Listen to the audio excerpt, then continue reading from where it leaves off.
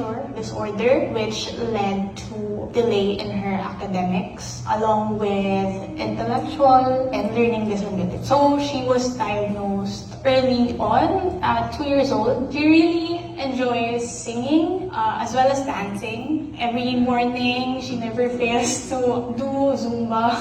Yeah, as I mentioned, as early as 2, she was diagnosed, but we only have a 1-year gap. Well, for me, it wasn't as early where I realized that she has special needs. Maybe I was around 7 to 8 years old, and I realized that, oh, my sister has special needs. Growing up together, we really enjoyed being together. So I did not see it as a difference. When you look at her, she seems normal. She looks normal. Once you get to know her, that's when you will realize na, oh, she has a disability. She has speech disability. She did a lot of series of therapy, aqua therapy, speech therapy as well, OT. It resulted to delay in academics. Her mental age now is around 5 to 6 years old. She's currently 24. With the therapy, it helped improve a lot with her speech. Like any other siblings, of course we fight,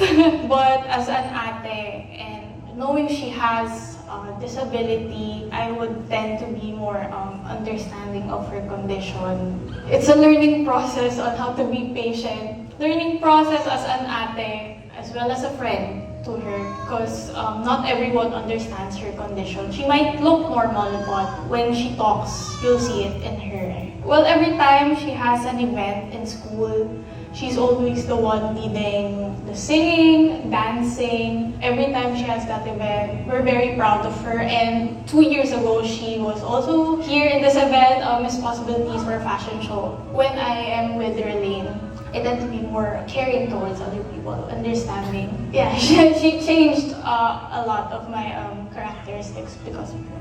For her to be okay growing up as siblings, of course, when our parents get older, at some point, kaming dalawa na lang.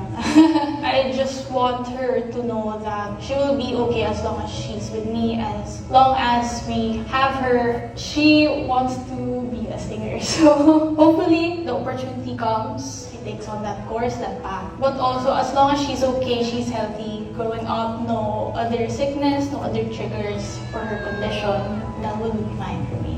Hi everyone, so I would like for you to meet my loving and caring sister, the joy of our lives, Relane Joy.